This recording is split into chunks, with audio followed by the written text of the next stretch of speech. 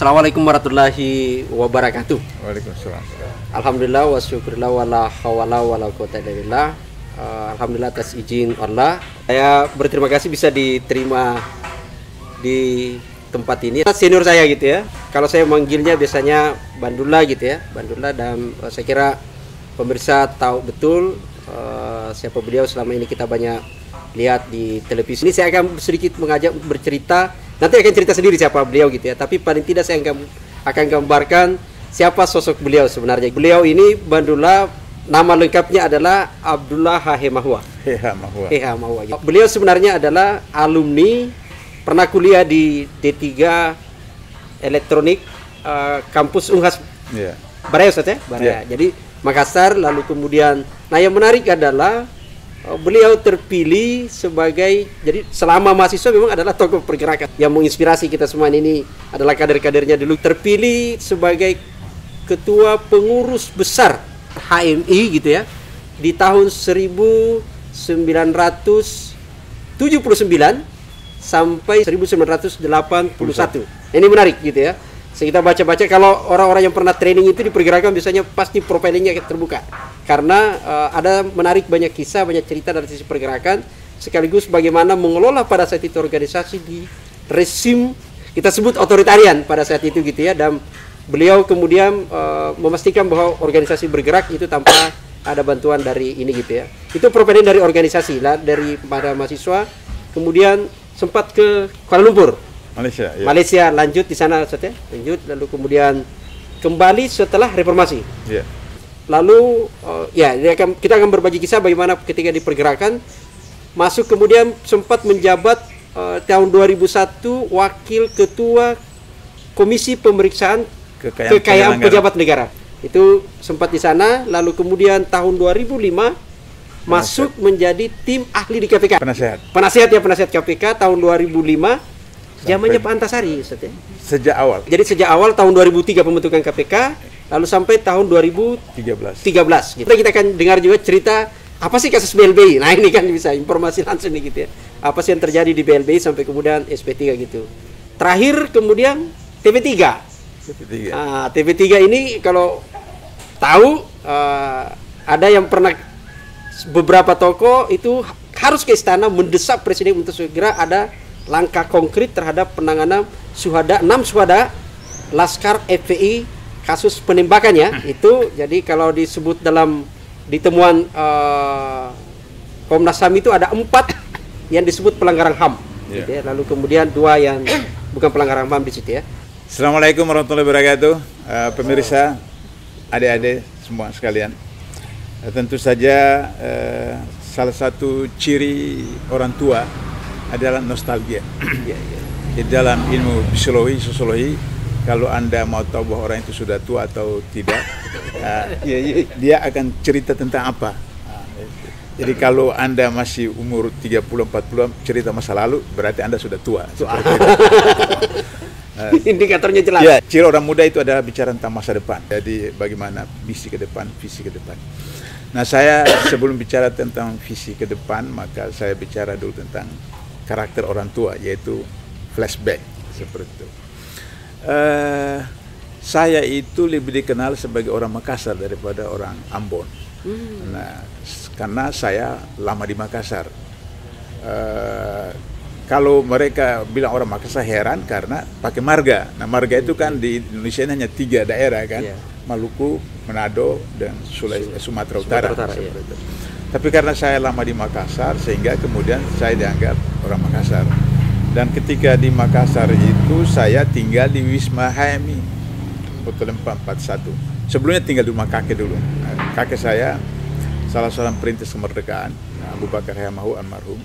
Tapi karena masuk HMI, sehingga kegiatan aktif setiap hari sampai malam terus begitu, yang nggak enak sama kakek sama apa sama macam, maka tinggal di Wisma HMI seperti itu. Kemudian ketika masa Orde Lama itu, saya sudah di Orde Baru itu masuk transisi Orde Lama ke Orde Baru. Itu kami kalau pasang spanduk terhadap PKI, terhadap antek-antek PKI itu saya ingat itu panjang tiang listrik, atau panjang pohon. Kemudian lagi harus cepat karena nanti datang petugas, kita lari jalan seperti itu. Nah, itu saya tergambarkan betul itu bagaimana menghadapi transisi Orde Lama ke Orde Baru seperti itu. Nah, saya ikut training HMI itu di Fakultas Teknik Unhas itu 1 pekan seperti itu, dan kemudian dari situ seperti orang baru belajar silat itu turun gunung. Nah, itu kemudian. Nah, pemirsa, ini ada renovasi masjid. Jadi itu dengar suara itu luar biasa seperti itu. Nah, tahun 67 itu demonstrasi luar biasa dari 66 sampai 67. Saya mau ilustrasikan perbedaan demonstrasi dulu dengan sekarang. Kami demonstrasi dulu ada panser, kami tidur di jalan. Di Karebosi itu jalan apa? Sudirman. Sudirman itu. Itu kami tidur di jalan menghadangi itu panser. Jadi kami tidak rusak gedung-gedung apa, tapi kami menghadapi langsung itu aparat. Jadi bagaimana dia mau jalan? Kami sudah tidur di bawah seperti itu. Nah, sebetulnya nggak bisa seperti itu. Atau misalnya ada unjuk rasa menolak tarian agogo, jadi tarian itu tahun berapa, 67. Ini spanduk apa itu? Tentara. Ya. Sangkur. Waktu ditusuk saya tangkis begini, ini masuk sini. Sangkur. Ini ada bekas dijahit seperti itu. Ini bekas jahitan ini. Seperti itu. Semangat heroik itu, dan itu tidak dibayar. Dan kami jalan kaki, naik beca, naik truk dan seterusnya. Tidak seperti sekarang orang datang ke KPK demonstrasi unjuk rasa, saya perhatikan di sebelah kantor itu ada dibagi amplop. Dibagi amplop, minimal dibagi nasi bungkus atau nasi kotak seperti itu minimal. Itu kalau mahasiswa datang unjuk rasa ke KPK, saya perhatikan itu seperti itu. Nah, kami tidak seperti itu. Ada kala jalan kaki, ada apa segala macam. Maka kemudian 67 itu tanggal 8 sampai 11 Maret itu sidang umum istimewa MPRS di Jakarta.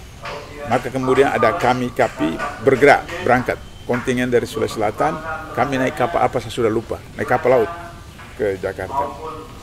Nah, rombongan itu dipimpin kami Sulawesi Selatan, Kesatuan Aksi Mahasiswa Indonesia, itu dipimpin oleh YK. Ya, YK itu baru saya masuk HMI baru selesai jadi ketua cabang HMI. Terus digantikan oleh Khalid Ertaat. Khalid Ertaat ini orang Sumatera. Dia kuliah di Malang karena ada kasus Utrecht itu. Nah, itu kemudian dia dipecat, dia kembali lari ke Makassar, kuliah di Makassar. Kemudian dia terpilih jadi ketua cabang. Nah, jadi rombongan dari Sulawesi Selatan berangkat ke Jakarta dipimpin oleh Khalid Ertaat ini. Sedangkan pimpinan rombongan seluruh adalah YK.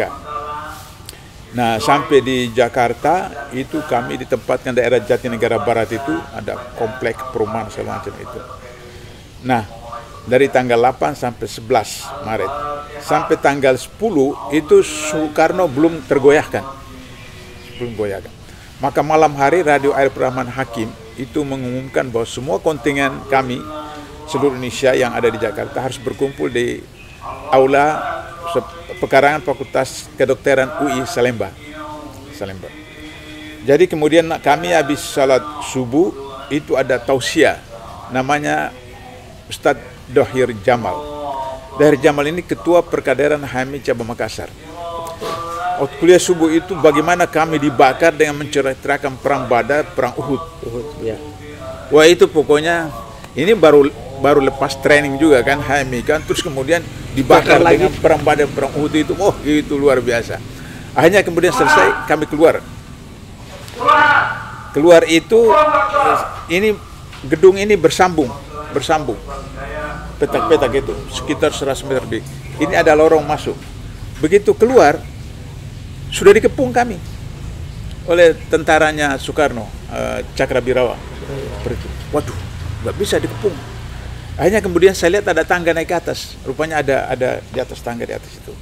Akhirnya kemudian saya coba manjat jalan di atas itu. Kan itu sampai ujung sekitar 100 meter. Sudah habis itu. Saya terus kemudian berdiri lihat begini. Saya dengar ada kokang senjata, saya lihat ke bawah. Begini senjatanya, itu apa namanya? Terus saya, apa namanya? Nah, saya waktu di Wisma HM itu belajar YK, Judo Jitsu Karate. Oh. Nah, jadi saya keluarkan ibu so, wak! Pecah itu genteng. Baru kemudian saya buka. Itu ternyata di bawah itu warung kopi punya Cina. 2 lantai. Nah, terus saya lompat. Karena ada ilmu lompat kucing itu kan. Ya. Salto kucing ke bawah. Begitu yang punya warung itu lihat saya, dia datang dengan parang apa itu? Potong daging itu. Ya. Potong daging itu. Sampai saya tunggu. Saya ini mahasiswa. Jaket merah Unhas itu saya bungkus dengan surat kabar. Lihat ini, pernah. Kami tinggal situ mahasiswa. Oh iya. Saya bilang tolong perhatikan lalu lintas itu, ketika petugas itu memperhatikan apa namanya angkut-angkut itu, kasih kode saya supaya saya keluar. Nah, akhirnya kemudian naik angkot sampai di rumah sakit Karolus, tidak bisa lagi tembus, sudah barikade Pansel. Akhirnya kemudian turun jalan kaki dari Karolus itu sampai di kampus UI kedokteran itu. Nah, itu juga penuh dijaga sana. Waduh, gimana caranya? Maka kemudian ada orang masuk sana, dia jaga sana, orang jaga sini, dia sini. Saya lompat dari pagar itu masuk sampai ke dalam.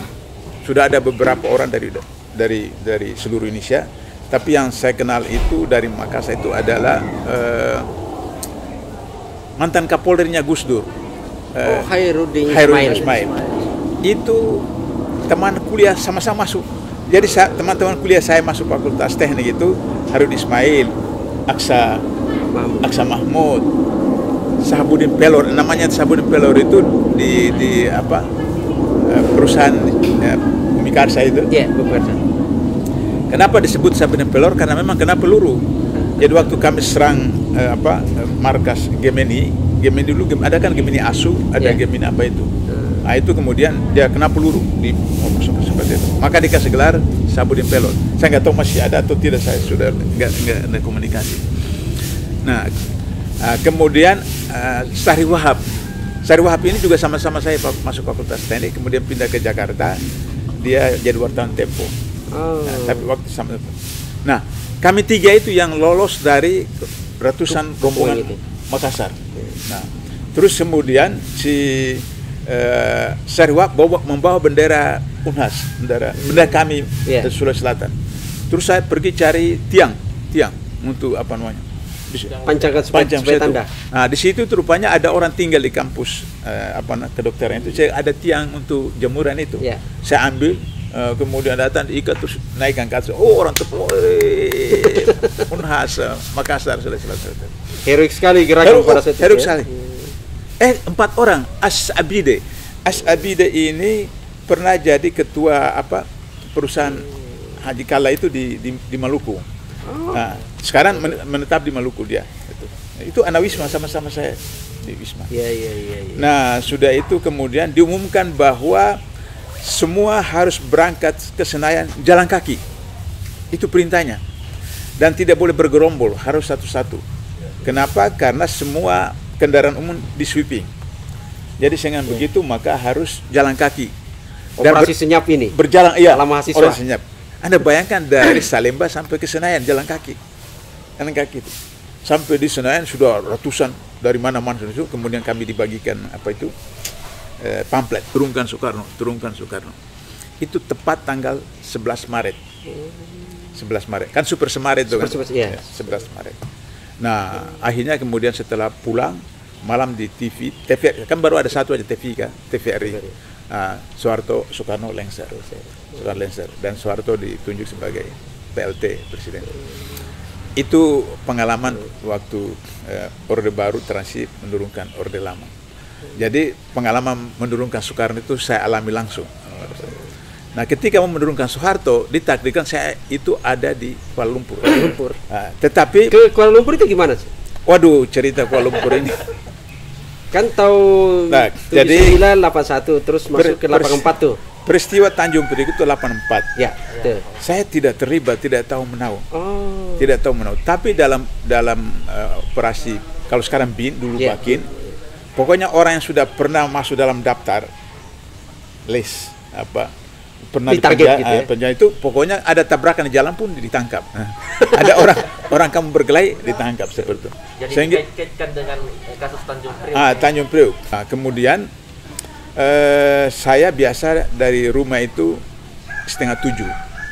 Waktu itu saya tinggal di daerah Manggarai. Itu naik angkot. Tapi jam 6 OB dari kantor itu datang ke rumah saya. Saya kaget. Waduh, dalam hati saya mesti berita duka ini. Dipanggil Bapak. Saya bilang, Bapak yang mana? Karena bos saya dua. Satu Pak Nasir di Dewan Dawa, kemudian Anwar Haryono di LPPM, Lembaga Penelitian. Dua-dua Pak. Dan macam alhamdulillah dua-dua berarti aman. Terus saya berangkat ke sana. Datang ke sana. Terus kemudian Pak Nur bilang, tadi malam Amir Biki sudah syahid. Ya Allah. Nah, kemudian datanglah Pak Saprudin, Pak Burhanuddin Harahap, Pak Nasir, orang-orang tua semua. Nah, ketika lagi rapat itu, Saudara Kaban itu Ketua HMI Cabang Jakarta. MS Kaban. Ketua HMI Cabang Jakarta. Dia ke rumah memberitahu bahwa hati-hati abang sudah dikejar. Nah, rupanya dia datang, saya sudah tidak ada, beritahu sama nyonya. Kemudian dia waktu datang ke rumah saya itu di kompleks itu sudah dikepung oleh aparat dulu istilahnya apa itu yang intel apa sama itu. Tapi sudah pakai uniform, sudah pakai laras panjang seperti itu. Jadi kata Kaban, abang jangan pulang, rumah abang sudah dikepung seperti itu. Nah, akhirnya kemudian saya bilang kalau begitu inventarisasi korban-korban, carikan dana untuk santunin keluarga korban seperti itu.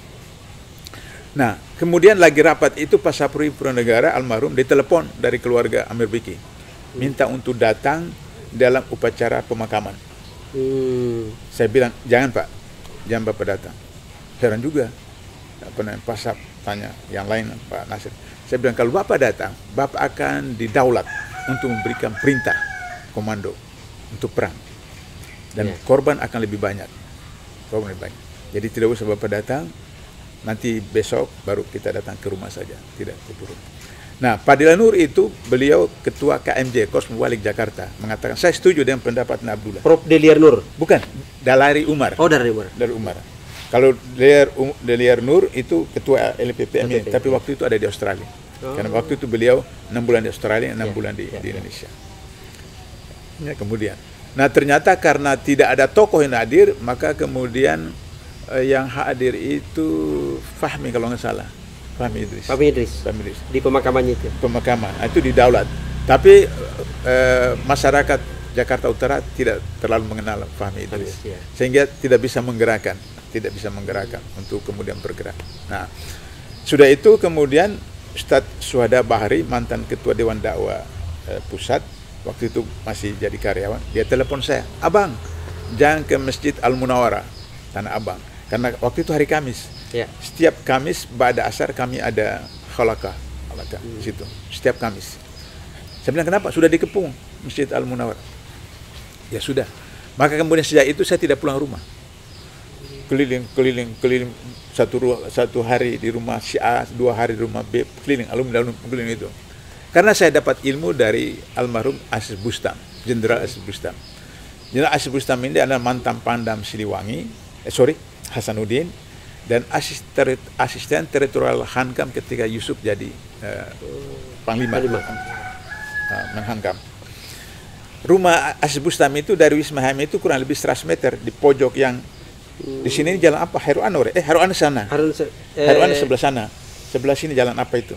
Jadi itu kurang lebih 100 meter saja seperti itu. Nah, jadi biasa saya main-main di situ. Jadi udah seperti bapak dengan anak. Ketika beliau Panglima, saya di sana. Jadi ketika beliau asisten teritorial Hankam, ketika Jenderal Yusuf menjadi Panglima, saya biasa silaturahim ke rumahnya. Terus beliau bilang begini, sudah Abdullah, kalau kalian HMI itu, Muhammadiyah itu, kalau konsep saya angkat topi buat kalian. Kalau operasi intelijen, tangannya begini, 0. Operasi intelijen 0. Beliau ceritakan, aduh saya bilang, iya, macam-macam bentuk. Nah, kemudian beliau katakan, kalau orang ditahan, tahanan politik, bebas, 1 tahun akan dibuntuti terus kemana saja pergi. Nah, itu ilmu yang saya dapatkan dari beliau. Yang ketiga katanya, jangan bersembunyi di tempat gelap, bersembunyilah di tempat terang. Itu 3 ilmu saya dapat dari beliau. Jadi setelah kasus itu saya tidak bersembunyi di tempat gelap, di tempat terang. Artinya di Jakarta saja saya mutar-mutar. Kenapa? Karena pengurus GPI itu saya lupa lagi, Allah, orang Ambon. Dia karena dikejar-kejar, kader jalan yang sudah ditangkap, waktunya kader jalan ini.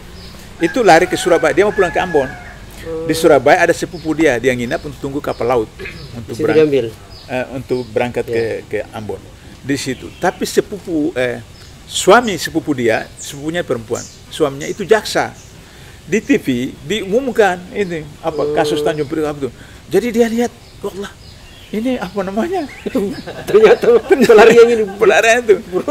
Dia takut juga kan? Hanya dia lapor. Maka ditangkaplah dia di Surabaya. Maka dalam teori Bakin itu berarti Abdullah ini juga pulang kampung. Ya. Lari kampung. Maka mereka datang ke Botlem 41. Mereka geledah Botlem 41. Enggak ada. Mereka ke Sungai Poso. Kakek saya di Sungai Poso. Yeah. Nah, itu datang geledah, enggak ada juga. Oh, berarti ke Ambon. Maka kemudian di Ambon. Padahal di Jakarta. Padahal di Jakarta. Imam masjid itu om saya dipanggil ke Kuramil. Sempat ditangkap tahun berapa? Kalau ditangkap itu di Makassar. Oh, sudah di Makassar. Itu jadi bukan yang kasus Tanjung Priok, kasus malari. Kalau di Makassar itu kasus malari. Kalau yang ini kan Tanjung Priok. Tapi karena saya sudah punya ilmu intelijen dapat dari Jenderal Azul Bustam, jadi saya bisa mengelak itu. Nah, kemudian ke Ambon, paman saya dipanggil, kata paman saya, periksa aja. Katanya saya disembunyikan di kubah masjid. Ya. Pambilnya periksa aja di kubah masjid. Di kubah masjid. Kemudian ibu saya dipanggil ke Kuramil karena mereka lihat ibu saya ke kebun bawa bekal. Jadi bawa makanan buat saya. Ya. Kata ibu saya ke kebun aja. Tapi yang paling menarik, ini humorisnya, nanti dalam biografi saya itu saya ceritakan humorisnya itu. Ya. Ada orang dari Makassar mirip saya, kecil-kecil, kulit terang seperti saya. Nah, orang kan tahu bahwa saya dari Makassar kan, kuliah di Makassar. Jadi dia ditangkap. Oh, stop. Karena tahu dia dari Makassar, tangkap. Masuk sel. Tradisi dulu salah tangkap itu sudah ada. Tangkap saya. Dia bilang saya bukan Abdullah, dia kasih KTP-nya. KTP itu. Nah, sudah berapa hari di set baru dibuka. Kasih yang benar dia. Nah, sampai kemudian kurang lebih 2 bulan ada foto saya di buku, ada disertasi Tanja, orang Katolik itu dari PMKRI. Disertasinya tentang HMI. Oh iya, Victor Tanja. Victor Tanja. Itu ada foto saya itu. Itu di Abdruk, di Ambon diedarkan di seluruh Maluku itu. Foto saya itu. Akhirnya kemudian setelah 2 bulan atau 3 bulan, waktu itu kan Jenderal Yusuf punya program itu ABRI Masuk Desa. Nah, jadi kemudian ketemu semua. Maka kemudian Panglima briefing, Abdullah tidak ada di sini. Pasti ada di Jakarta. Nah, tuh. Jadi kemudian ditakdirkan ada sepupu saya yang Rohis Kodam hadir. Hadir. Langsung besoknya dia di pertemuan itu. Iya, kan dia tentara, tapi di Rohis. Jadi ikut briefing itu kan. Besoknya dia terbang ke Jakarta. Cari kemana-mana jalur sampai ketemu saya. Dia beritahu, "Abang harus tinggalkan Jakarta." Panglima sudah lapor ke Benny Burdani bahwa abang tidak ada di Ambon. Akhirnya kemudian saya ada orang baik dalam seperti itu. Nah, lantas kemudian akhirnya saya beritahu kepada Pak Nasir sebagai bos saya, bertemu. Saya hindari tidak ketemu karena itu kan mereka lihat nanti alurnya itu kan. Jadi saya ketemu dengan sekretaris politiknya, diantar oleh Mutami Mullah, tahu itu mantan ketua PBPI. Nah, itu sama-sama terus saya datang. Saya bilang, Pak Rajab, mau diteruskan atau tidak ini gerakan? Kalau diteruskan saya tinggal. Saya kontak Pak Yunus Tegang, kontak apa semua. Itu semua seluruh Indonesia sudah kontak untuk melakukan. Tapi kalau tidak ya saya tinggalkan Jakarta aja, tidak efisien lagi itu. Akhirnya kemudian bilang sudah dihentikan saja. Nanti saya beritahu Nasir. Maka kemudian Pak Nasir perintahkan berangkat ke Malaysia. Yang akan kawal saya itu dari Makassar, mahasiswa IKIP untuk nanti melalui Sabah. Karena Sabah kan orang Malaysia, Makassar kan seperti itu. Pada hari saya kemudian dari rumah itu pergi ke rumah adik kandung dia di daerah Pluit, situ tunggu. Ternyata rupanya pada waktu hari mau berangkat itu tiba-tiba ada UAS mendadak dia, sehingga nggak bisa berangkat. Hanya kemudian tidak berangkat, saya kembali lagi ke rumah. Pak Nasir bilang cari rumah yang luas pekarangannya supaya anak-anak Abdullah itu bermain dan dekat dengan sekolah supaya anaknya sekolah. Anak saya yang tertua itu masih TK. Maka saya alasan itu cari daerah Asafia di Jatiwaringin itu. Rumahnya luas itu. Nah, selama saya di situ tiba-tiba ada dengar bersyukur dan ikhlas. Waduh, itu rupanya ada LK. Itu mau kesan, tapi waduh, saya ingat itu. Gimana ini? Saya ingat teori dari Pak almarhum As Bustami itu kan. Saya menahan diri tidak ke sana. Menahan diri. Nah, di situ berapa bulan akhirnya kemudian saya bisa buka kandang ayam, bikin kandang ayam. Kan pekarangan luas, kata penasihat cari pekarangan luas supaya bisa anak-anak bermain seperti itu. Nah, kemudian jadi tetangga itu istri saya ajarkan anak, panggil saya itu Om Bora. Tahu Bora? Bora itu suaminya Marau Daud. Oh ya, Ibrahim ya, betul. Kan namanya Ibrahim Taju, tapi panggilan itu kan Bora. Waktu sampai di Makassar sampai jadi panggilan Bora. Jadi disuruh anak itu panggil saya Om Bora. Om Bora. Jadi saya itu adalah abangnya daripada bapak mereka. Jadi tetangga bilang itu, bapaknya kemana? Lagi pergi belayar apa semacam. Itu omnya, Om Bora. Nah, terus ke Malaysianya? Akhirnya kemudian utusan dari Jenderal Nasution itu cari saya datang. Anda harus sekarang tinggalkan Jakarta. Kenapa? Jadi anak-anak buah Pak Nasution yang masih aktif di Kodam dan di Menhankam mendengar, mengetahui bahwa sudah perintah Beni Murdani tembak di tempat Abdullah. Nah, kemudian orang itu beritahu kepada Pak Rajab tadi, kemudian beritahu saya, kemudian beritahu, terus langsung berangkat. Hanya kata penasihat, sudah berangkat aja. Dari Sumatera. Maka kemudian Abu Ridho, kalau tahu Abu Ridho itu orang PKS, itu. Kemudian Ustadz Syuhada Bahri yang kemudian nanti jadi ketua Dewan Dakwah, ketua GPI Jawa Barat, dan supirnya itu dari Solo, mobil antar ke Merak, terus nyebrang ferry sampai ke Panjang di Lampung, baru naik bis. Yang lain mereka kembali ke Jakarta. Saya dikawal oleh ketua GPI Jawa Barat itu berangkat ke Medan. Nah, 2 hari kurang lebih. Sampai di Medan, telepon ke Kuala Lumpur untuk menjemput. Nah, sudah itu kemudian maka menyeberang ke Malaysia seperti itu. Di Malaysia itu kemudian bergabung dengan teman-teman di sana. Sudah itu kemudian akhirnya karena kami kontrak 3 orang rumah itu, tahu-tahu kalau hari Ahad itu ada takbir, Allahu Akbar. Rupanya rumah kontrakan kami itu kira-kira 3 kilo dari markas PAS. PAS itu Masyuminya Malaysia, Partai Islam se-Malaysia. Itu kedengaran itu, mic besar kan semua itu. Itu yang PI sama-sama saya, anak PBPI. Bang, kita jangan, sabar. Saya sudah dapat teorinya itu. 1 tahun itu akan dikejar kita terus seperti itu. Jadi sabar, tahan seperti itu. Nah, sampai kemudian akhirnya sudah anak istri saya setengah tahun kemudian baru nyusul ke sana. Akhirnya saya harus pisah dengan teman-teman, kontra rumah kecil seperti itu. Sampai kemudian sudah setahun, baru saya kemudian muncul keluar kuliah. Nah, sebelum kuliah itu saya jual pisang goreng dengan air kelapa muda. Di Malaysia itu? Di Malaysia itu. Jadi ada sebelumnya itu saya campur pasir itu? Buruh. Ya, buruh. Kan harus makan kan? Ya. Seperti itu. Seperti itu kemudian sudah selesai satu rumah dengan dengan orang Medan.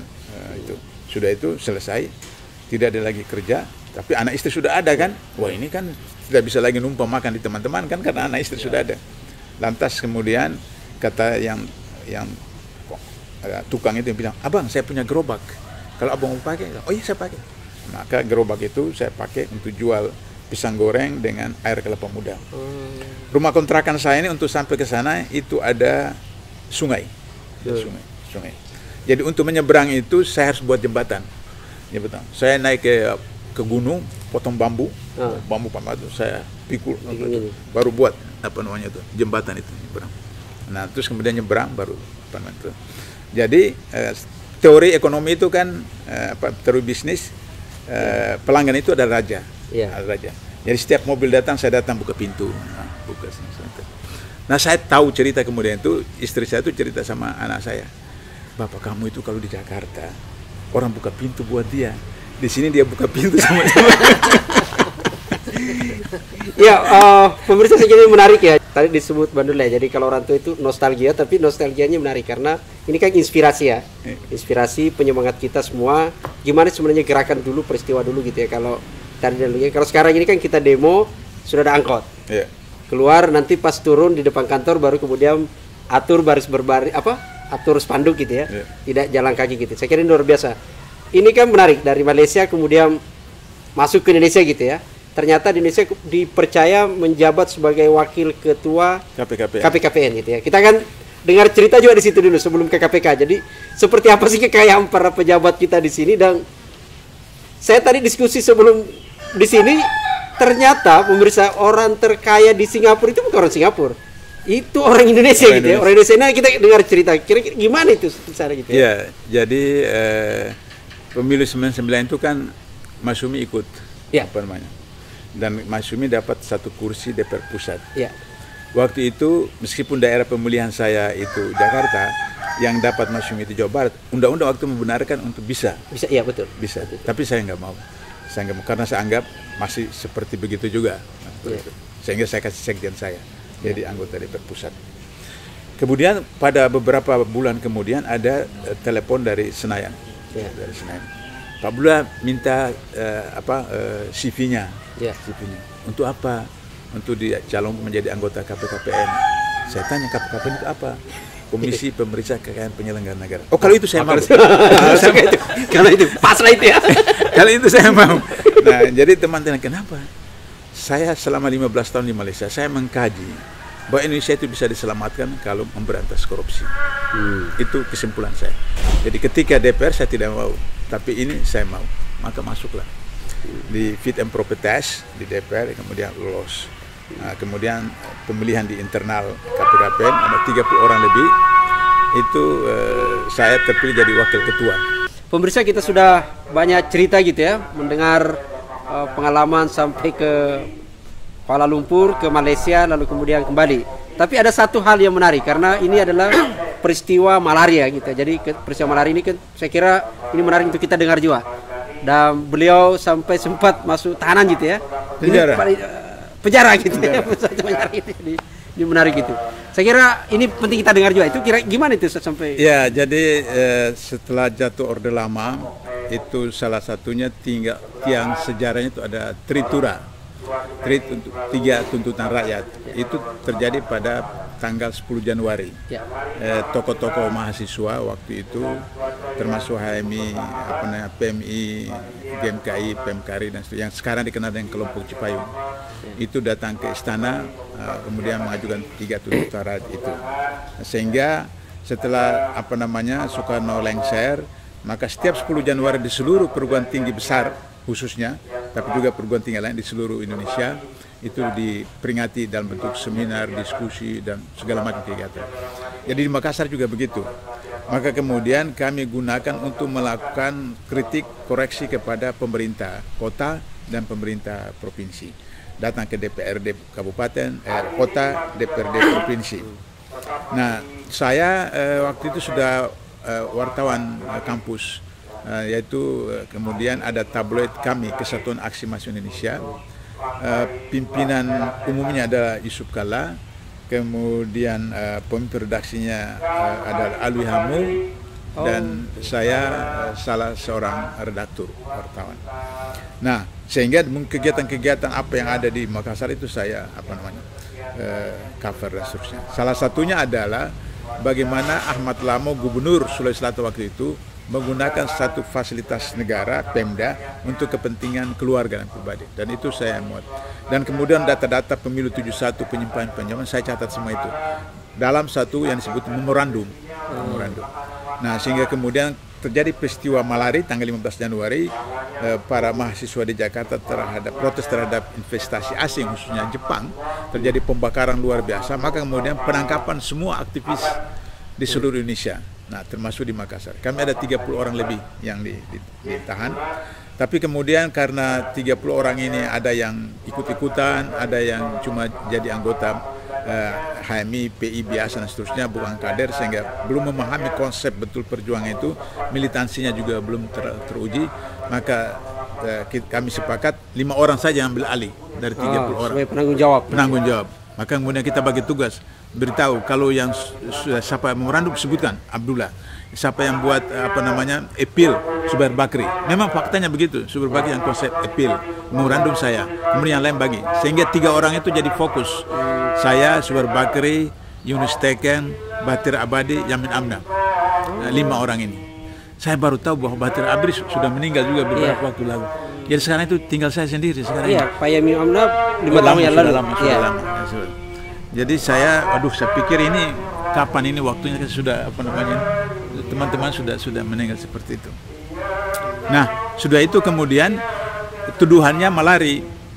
Tapi ketika sudah diserahkan Kejaksaan Tinggi, itu jaksa bingung, tidak ada benang merahnya dengan Malari seperti di Jakarta. Kenapa? Karena diketahui penggerak 15 Januari di Jakarta itu aktivis sosialis, ya, Dr. Sahri, kemudian Hariman Serigala. Yang di Makassar Islam semua, HMI, PII, Pemuda Muhammadiyah, Pemuda Muslim, sehingga nggak ditemukan jalurnya. Maka kemudian akhirnya karena sudah terlanjur diserahkan ke Kejaksaan Tinggi, maka dijadikanlah tuduhannya itu negara Islam. Berarti BAP diganti? Ya, negara Islam. Kenapa? Karena kami punya barang-barang kan disita semua, termasuk saya punya ijazah SD SMP tidak ada karena tidak dikembalikan seperti itu. Nah, Pak Zubair Bakri itu yang kami tuakan itu sebagai pemimpin dari gerakan ini, itu membaca buku Maududi, buku kecil ada tentang konsep negara Islam. Setelah beliau baca itu, menulis di diary-nya, mungkinkah tercipta di Indonesia negara Islam, begitu. Nah, atas dasar itulah kemudian tuduhannya ke negara Islam. Maka kemudian kami 5 itu yang sampai ke pengadilan, yang lain itu dibebaskan, ya, seperti Sahri Makurade 6 bulan bebas, Dr. Amruni Alia itu karena dokter di Rumah Sakit Angkatan Darat, jadi cuma wajib lapor saja, tidak ditahan, dan seterusnya setelah itu sampai ke pengadilan. Nah, kemudian pengadilan 5 orang itu dibagi 2. Yang dianggap ini 2 orang itu Zubair Bakri dan Yunus Teken, kemudian gelombang kedua saya, Yamin Amna, dan split. Ya, split. Ya, jadi dianggap ini katakanlah ini otak, nah ini kemudian pelaksana seperti itu. Saya Batir Abadi dengan Yamin Amna. Relatif kan kami lebih muda kan, yang 2 ini kan senior seperti itu. Tapi ada yang menarik mau ceritakan dalam kesempatan ini, ketika saya sudah diajukan bukan lagi sebagai saksi dulu. Sebagai saksi saya katakan saya mau bersedia memberikan keterangan kesaksian kalau jaksa umumnya, JPU-nya disumpah. Yeah. Kan sebelum memberikan saksi kan harus disumpah kan. Yeah. Sebelum saya bersedia disumpah kalau JPU-nya juga disumpah. Kata hakim, dia sudah disumpah jabatannya, tidak perlu. Saya tahu, tapi karena dia melanggar sumpah jabatannya, jadi saya minta harus disumpah. Harus sumpah ulang. Itu bubar itu, tidak jadi itu sidang. Terus kemudian kembali ke penjara. Datanglah LBH Makassar. Ketua LBH pertama di Makassar itu Pak Laica itu.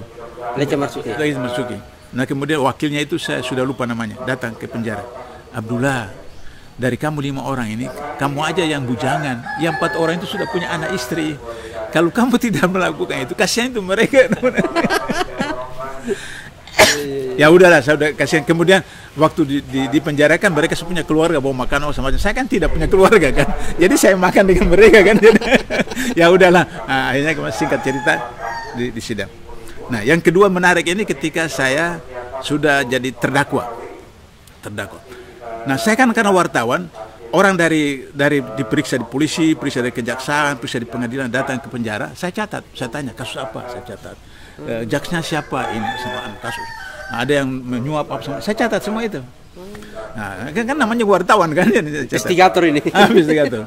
Jadi ketika giliran saya bawa itu buku catatan saya, diantar oleh jaksa. Nah, saya taruh di atas meja, saya ke toilet. Target saya minta harap dia baca. Dan dia baca. Saya intip dia baca. JPU-nya itu ada namanya di situ. Nah, orang Maluku Tenggara, Jaksa Dai namanya. Saya masih ingat namanya. Terus kemudian dia beritahu, Pak, nama Bapak ada di buku Abdullah. Ya. Itu hanya setengah jam kemudian heart attack, serangan jantung. Akhirnya ditunda sidangnya. Besoknya diganti orang Toraja. Ada juga namanya. Yang serang bukan jantung, mahnya kambu. Untuk semua itu ditunda. Besoknya itu langsung kepala bagian di Kejaksaan Tinggi itu, yang langsung turun orang Bima. Yeah. Sebelum masuk acara, dia samparan saya di lobi itu. Abdullah, kamu kan kader HMI, jangan begitu. Kenapa Pak? Itu coba 2 jaksa apa tuh? Oh, pintar ke orang Bima, dia tahu dia. Dia tahu karakter ini. Terus saya bilang, masa Bapak percaya yang begitu? Itu buktinya katanya. Teman-teman ini nakal di luar. Desa war, udah macam-macam dengan Abdullah. Abdullah itu ibunya orang Ternate. Orang Ternate bisa matikan orang. Jadi itu percaya seperti itu. Nah, kemudian pemeriksaan itu pagi sampai sore 1 bulan terus maraton. Karena saya konseptor memorandum, bukan jadi itu saya kejar terus. Saya salah makan akhirnya kemudian mencret bom air. Sampai hakim melihat, saudara terdakwa sakit, ya dia lihat saya pucat apa, tahan itu. Akhirnya pulang ke penjara, bom air terus. Maka kemudian dibawa ke rumah sakit yang yang daerah mau menuju Gunung Sari itu, rumah sakit apa? Dadie. Rumah sakit Dadie. Gunung Sari. Menuju. Enggak. Dadi rumah sakit. Ya, rumah sakit Dadi. Rumah sakit Dadi. Rumah sakit Dadi, ya sebelah itu kan. Rumah sakit Dadi di situ. Nah, besoknya itu JPU-nya bagian itu datang besok saya. Dia pasang apa itu? Impus. Terus saya bilang, ternyata bacaan Bapak lebih hebat dari saya. Dia bilang, kenapa? Buktinya bukan Bapak yang masuk rumah sakit, saya masuk rumah sakit. Berarti bacaan Bapak lebih hebat dari saya. Dia bilang, ada aja kamu. Nah, singkat cerita, kemudian akhirnya dia jatuhkan vonis beda 15 hari, hampir 2 tahun, beda 15 hari. Jadi saya menjalani lebih 15 hari. Jadi saya tuntut ganti rugi 15 hari. 15 hari seperti itu. Sehingga saya tidak mau keluar dari penjara. Itu lawyer mengatakan, Abdullah, itu undang-undang pelaksanaan belum ada. Jadi kalau kamu tidak pernah keluar nanti malah jadi persoalan. Saya kasihan sama Pak Yunus apa segala macam kan. Saya lebih berat ya. Kata Pak Yunus, enggak apa-apa. Solidaritas. Enggak apa-apa lah, keluar seperti itu. Nah. Jadi menurut berapa tahun? 2 tahun kurang 2 bulan kalau nggak salah. Ya. Itu. Di penjara itu, di Karibosi itu. Ya, mulai ditahan di Kodim. Kalau ayahnya itu 2 tahun setengah kalau nggak salah. Nah, seperti itu. Jadi ditahan dulu di Kodim, Kodim di daerah Kodim itu.